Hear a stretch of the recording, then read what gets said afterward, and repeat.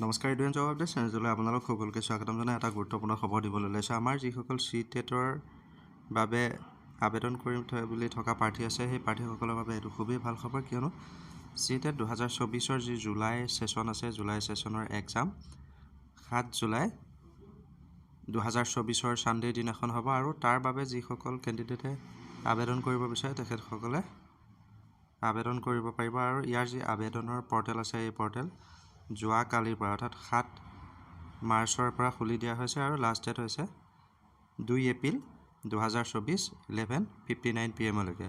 আৰু ইয়াৰ যি অনলাইন আবেদনৰ অফিচিয়েল ৱেবছাইটটো আছে, ৱেবছাইটটো হৈছে CTET.nic.in।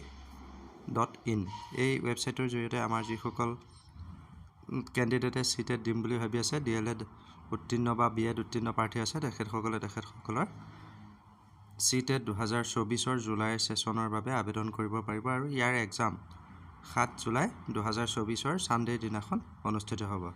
আৰু এনেধৰণৰ যিবিলাক আপডেট আছে, আপডেটবিলাক আমি সদায় আপোনালোকক দিব চেষ্টা কৰোঁ। গতিকে আপোনালোকে আমাৰ চেনেলৰ ভিডিঅ'বোৰ চাই থকাৰ লগতে যিসকল আমাৰ চেনেলত নতুন তেখেতসকলে কাইণ্ডলি চেনেলটো ছাবস্ক্ৰাইব কৰি ল'ব।